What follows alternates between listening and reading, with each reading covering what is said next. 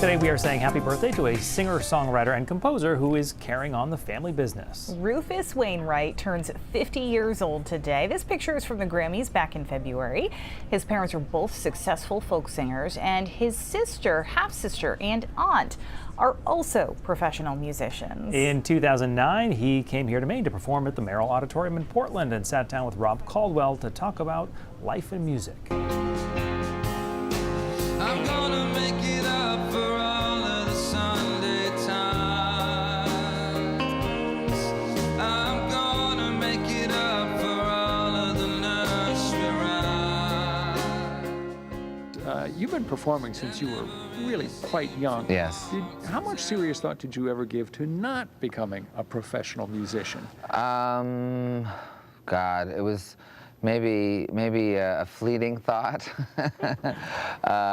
Mostly to do with maybe when the Olympics were around or something, going on, and I thought, oh, it'd be great to be a diver or something this week. But yeah, no, it was pretty set early on that I would be a musician, and I was very into that concept and let everybody know about it. So you didn't feel pushed into it. It was what you wanted to do. No, it was what I wanted to do, and I was pushed. I mean, it was a lucky coincidence that occurred, and so yeah, it's a voluntary torture.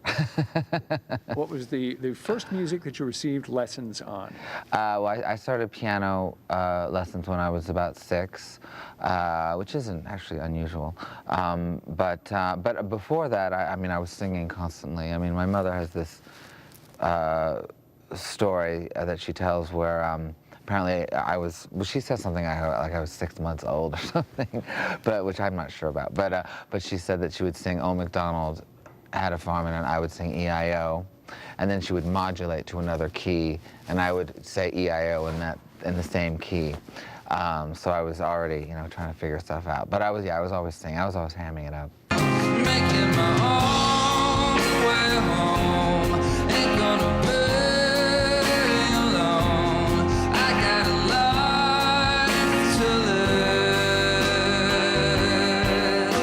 America. Obviously, things have turned out very nicely for you. Yes. How much of your career have you planned, and how much of it has just occurred by happenstance and good or bad fortune? Well, I don't know.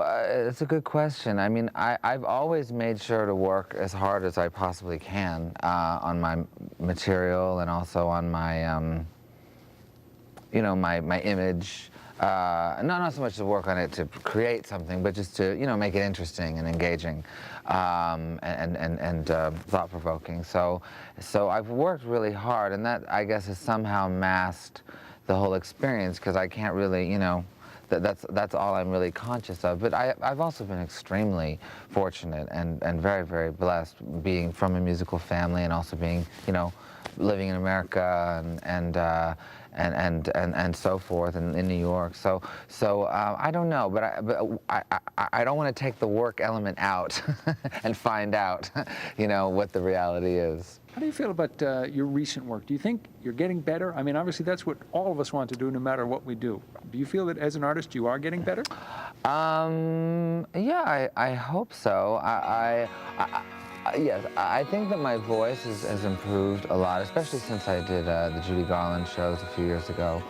That was a real lesson in diction and intonation, to get the right feel. So I think my voice has gotten better. I think my songwriting has become a little more succinct and has improved in some ways. But that being said, I do think that there are moments in my past or in my youth that I'll never recapture, that you can't really, that have nothing to do with getting better or so forth. They just have to do with being young, and that I will never do again. And he has kept busy. Around the time of that interview, he was touring the opera he wrote. He has since written another one. He's up to 11 studio albums, and he's composed for film soundtracks. He's also occasionally acting. Wow. It started with E-I-E-I-O. Early on, you never know. Big happenings, big happenings.